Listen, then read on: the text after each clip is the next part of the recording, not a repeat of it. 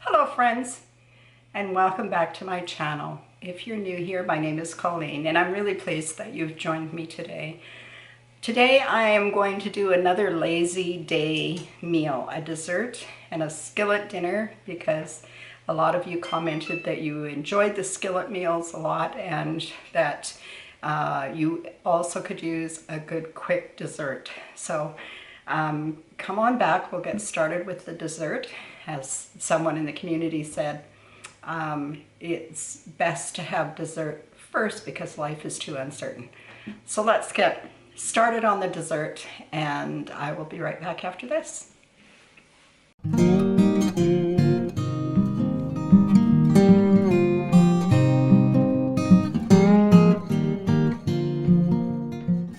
So today we're going to make another dump cake. They take very little time, they feed a crowd, and they work well for leftovers the next day. So I'm going to start with a 9 by 13 pan, and I'm just going to give it a quick light spray. And today we're going to make an Oreo cookie dump cake. I looked this up after one of my viewers commented on it, or talked about it, and I thought, well, why not? And it starts off, I guess it was kind of a TikTok sensation a couple of years ago. So it starts off with a package of Oreo cookies. Now, these are just the original Oreos. This is a family size pack. And we're just going to line the bottom of our 9 by 13 with Oreo cookies. And it doesn't take long to put this dessert together, and it will disappear just as fast because it is quite delicious. It's packed full of sugar and all the things that aren't good for you, and still we seem to enjoy that. Now, what have I got here? 20 so far. I think we're going to need 24. There we go. So we got the whole bottom of the pan lined with the Oreo cookies. And now we are going to use a can of sweetened condensed milk, because the sugar doesn't quit giving here. So this is a 14-ounce can. I've honestly never seen condensed milk in any different size cans than this. And we're just going to drizzle this all around the Oreos. And awesome. It's all nice and velvety. And we'll go back and forth. I want it to be fairly even. I mean, if your sweetened condensed milk was a bit cold, it may not come out ribbony like this, and you may get spots in it that are heavier than others. And then when you clean the can with your spatula or your little cleaning tool, its name just escaped me, oh my goodness, then you'll have extra little spots as well that are a little thicker than the rest. And I think that's about that. So I'm just going to make sure that the surface of the cookies is covered, and I'll drag a little bit from here to there just to make sure that's happening. And done. Oops, I'm going to need this. Now next, and this seems kind of odd because we're going to bake it in the oven, but this is what the recipe said to do. So that's what I'm going to do. I have one liter, I think that's about 8 ounces of whipped topping, and it should be thawed or room temperature. This one still might be a little heavy in the middle. And I'm just going to go around and get this all over the place. And we're going to do our best to smooth that out. Whoops, there goes the phone. Wouldn't you know it? Forgot to shut it off. Sorry, folks. Real life here. And let's get this all on there. As you can see, it doesn't take a great long time. And I'm going to try and get it where I need it first off. So then there's not so much smoothing out to do, because some of this is still a little hard. I hope that everybody's week is going well. I am definitely feeling all the love that you're all sending, and I appreciate it more than I could ever repay. There. Now, I'm going to get that little spatula back, and I am going to smooth this like so, just all over. And then I'm going to wash my hands. And I've got this all done. Okay, put that there.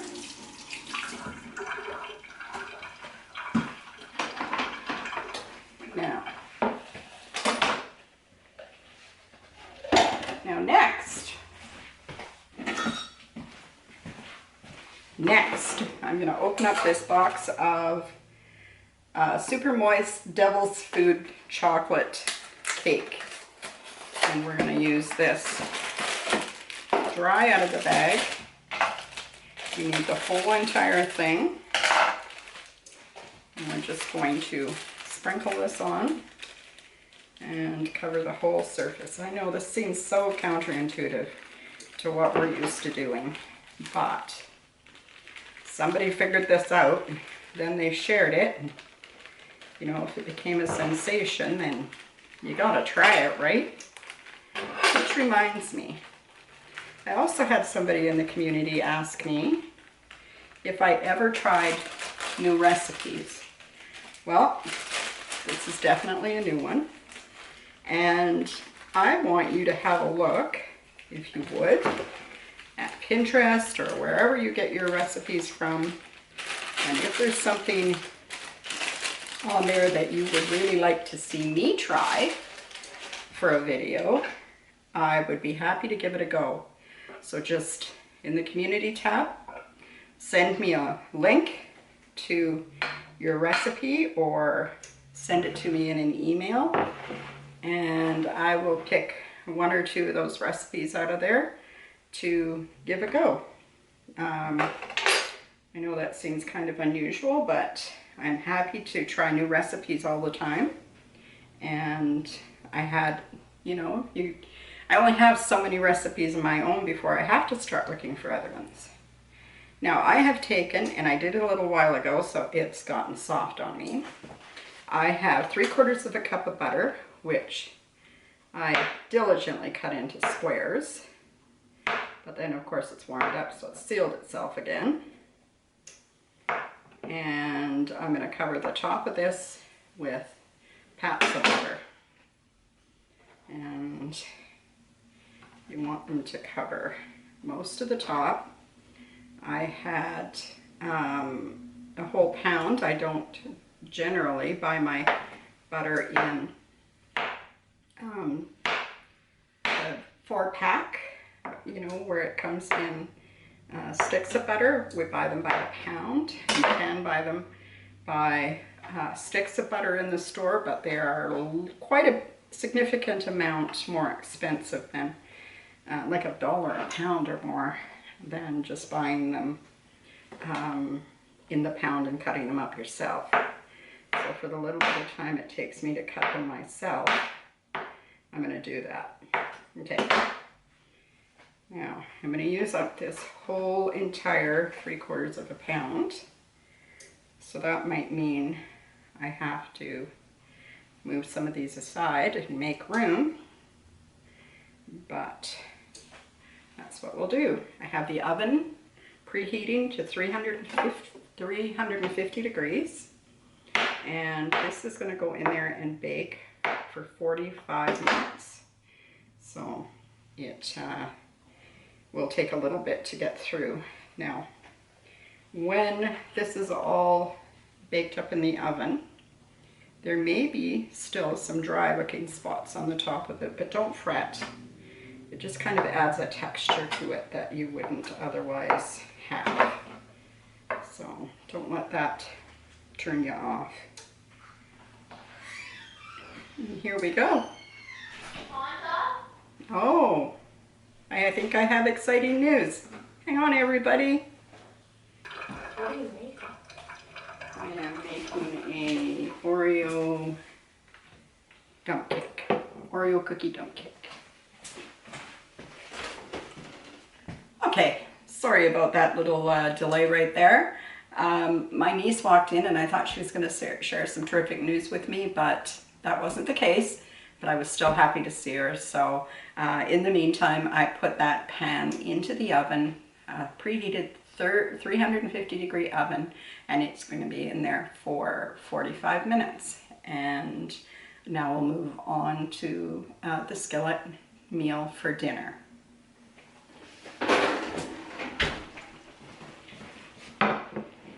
Oh my gosh, look, it's all bubbly and gooey. I'm going to set that aside and we'll get going on our dinner for tonight. Now I'm just putting a little bit of oil into this pan to get this dish started. I'm going to get a knife out. We're going to make a Mexican beef and rice dish, and we need for that medium to small onion. I think I've got just the perfect one. It doesn't need an awful lot, but it needs some onion. I'm sure you could probably use onion salt in its place, but I prefer to have the extra texture that comes from the onion, and I love the flavor of fresh onion anyway. Now, whoops. Going to have to cut some of these a little smaller. This onion, I've only just noticed, is a little bit soft, so it's making it a little harder to cut, but it won't take us long to get through it. And I have every intention of keeping my fingers, even though it might not look that way. Okay, into this pan I am going to put the onion. I am also going to add some pepper. This happens to be a really big pepper, so I'm probably only going to put half of the pepper in there, and I'll set the other half aside for a different project. Now this skillet meal comes together really quickly. It comes together really quickly, and then the cooking time on it is really quite good. So you can definitely have this meal on the table, I'm going to guess, probably in 35 minutes, because you cook it 25 minutes. So yeah, I think you could do it in 35 minutes. It really depends on the cooking temperature that you've got going on, because we need to be able to brown up this meat to start with. Okay, in goes the pepper. I'm going to give that a stir. I'm going to stir this just a few times around here. And then I'm going to add some beef. I have a pound of lean ground beef. I think that you could use just regular ground beef in this dish just fine. It's just that you may have to then drain off any excess any excess fat that comes out of the regular ground beef. The regular ground beef. So, breaking this up. I'm going to give my hands a quick wash, and then I'll give that a good stir. Now, I know this is loud. I haven't yet figured out how to make cooking be quiet except by doing voiceovers. And I like to have this back and forth conversation with you. I want you to feel like you're right here in my kitchen, at my counter, and that we're preparing something together that we're going to share as a meal.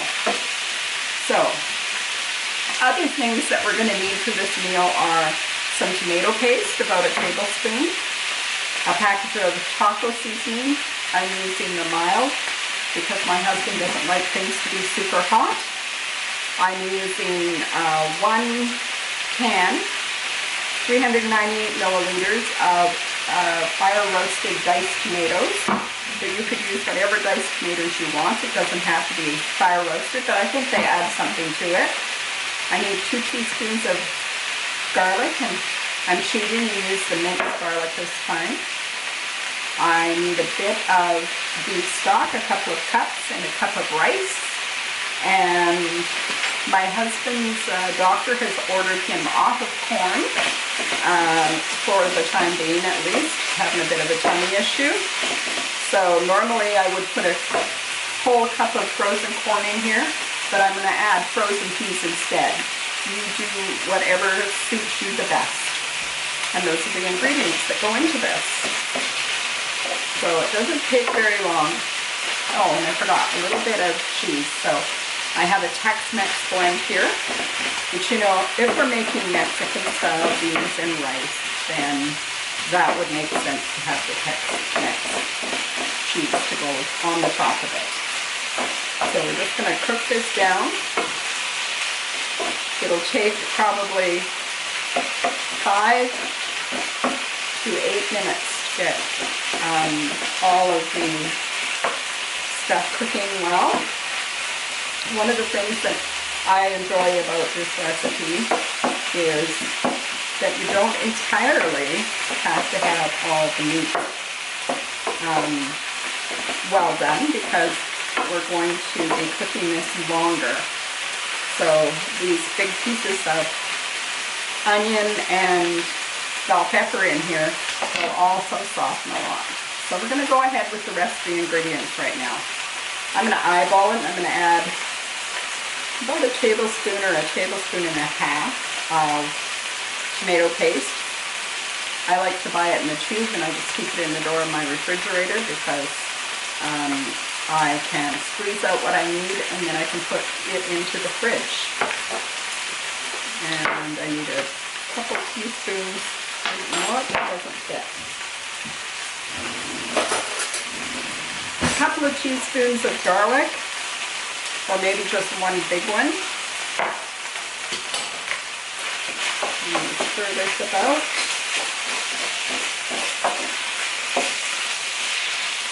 Get it good and mixed up.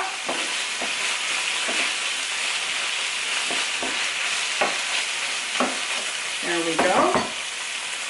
I can hear it's getting a little dry sounding, so it's getting a little quieter. That means that most of the moisture is cooked out of the beef. And I'm going to add now this can of diced tomatoes, juice and all.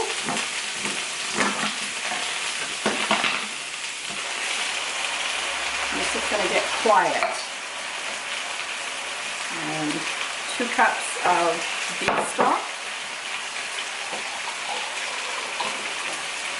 because we need some kind of moisture here to cook the rice. I'm going to add that in there. Ah, there you go. I don't feel like I have to shout at you anymore. And I'm sure it's a much better thing for you too. Now, I'm just going to grab, I'll use this little spoon right here, and taste it. Sometimes I like to add a little bit of Worcestershire sauce to it as well. I think it's good without it this time. I'm going to add in the taco mix. If you're taking your taco seasoning out of a jar, back to the scissors, then you need about 2 tablespoons, which is I think about approximately how much there is in one of these packs. I'm going to mix that in good, and then I'll taste it in and see if we're still good to leave out the seasoning, the Worcestershire sauce. Okay. Now, I haven't added any salt to this because I find that the taco seasoning is, you know, salty. So if I feel like I need more, I can add it after this.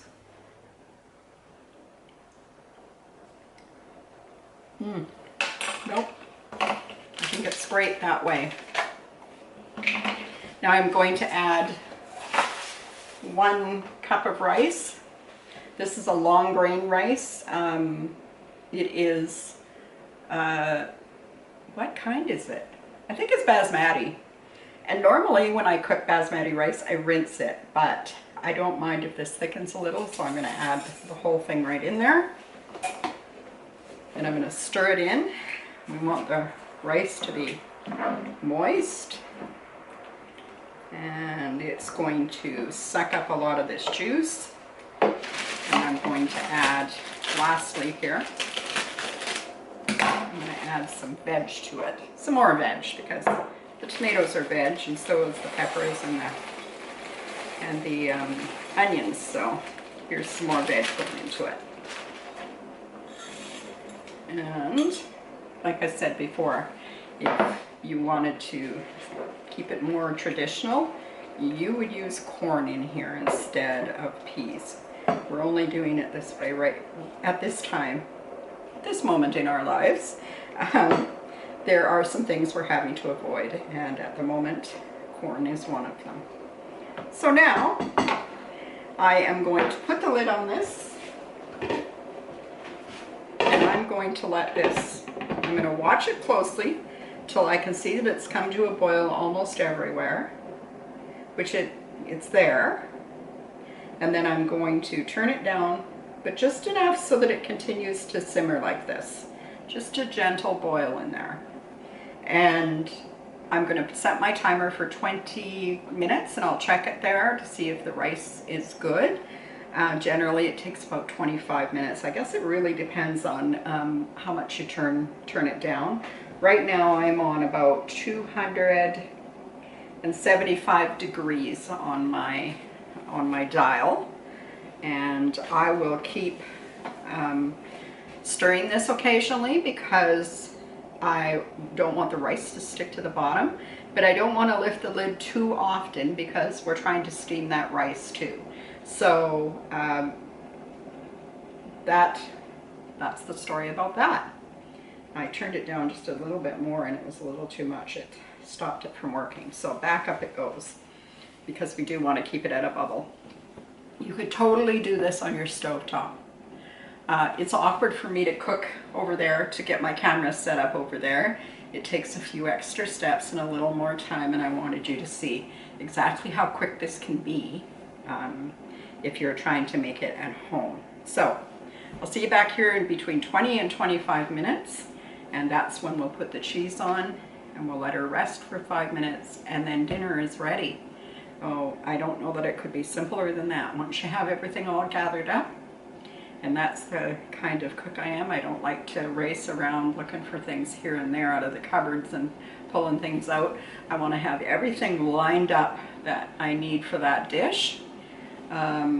I'm not organized in a lot of things in my life, but when I cook I like to be really organized, and so I have everything well at hand. Now and then I have to reach for a spoon or a knife or, you know, something to taste with, but generally speaking all my ingredients are well at hand. So I will see you back here soon and we'll move on to the next step. Okay, I'm sure you can hear it again. The rice is just about perfectly cooked. I'm going to shut this off. I am going to level this off. Now I stirred this 3 or 4 times, and each time I had to scrape the rice off the bottom because it settled to the bottom. Now I'm going to add about 1.5 cups of, or 2 cups, 1.5 cups or 2 cups of cheese to the top of this. And then I am going to put the lid back on, capture that heat in there, and in 5 minutes, approximately 5 minutes, dinner will be ready. I am counting on it melting the cheese a bit, and to that end I may just turn it back up to 300 just to bring it back to the bubble. And then I'll shut it back off again, time 5 minutes, because I can see it's already starting to melt the cheese, so I don't need to get too carried away here. And I'm going to shut that off. And there we go. That is our skillet. Now, when this is done, I'm going to bring you back and I will share with you what it looks like so that you can see what it looks like when it's served up. So don't go away, folks.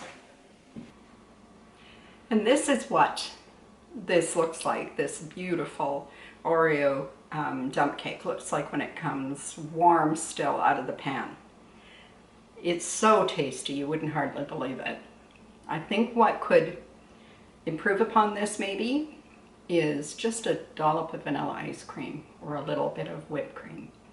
But if you like things that are deep chocolate, you're gonna love this. Well, here we are. I'm just gonna unplug this and put this aside so that I can turn this around and you can see what it looks like. It's all melted. I made something similar to this a couple of weeks ago. And my husband loved it. So here we go with a different recipe, but it's still rice, beef and rice. And look at the strings on the cheese. It's very, very stringy. Now, I was going to put a little bit of green onion on the top of this, but my green onion's outside in the rain. So I chickened out and I decided I'm going to pass on that. But this is what we're having for dinner tonight at our house. And I hope that you'll consider giving it a try because, as you could see, there wasn't anything difficult about this dish. And a lot of the stuff are just staples that you would have in your house anyway. There isn't very much in here that most people wouldn't have in their pantry. I use the fancy tomatoes, but you don't need to. You could definitely use corn. For that matter, you could use almost any frozen vegetable. And the rice most people have, yeah, I think you'd find this a pretty good dish. And I hope that you've enjoyed this video, folks, and that if you have, you'd consider sharing my channel. That's the best way that you can help me out. Share it on your social media. Hit that share button and share it out to your friends on your Facebook page. That would be fantastic.